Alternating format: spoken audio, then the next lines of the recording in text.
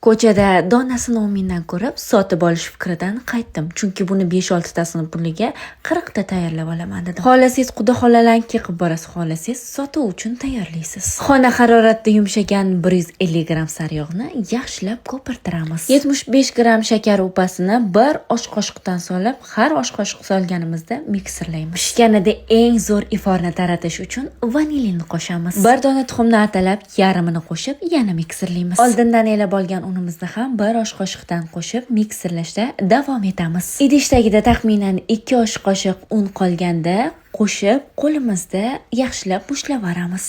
Xuddi shunday xamir hosil bo'ladi.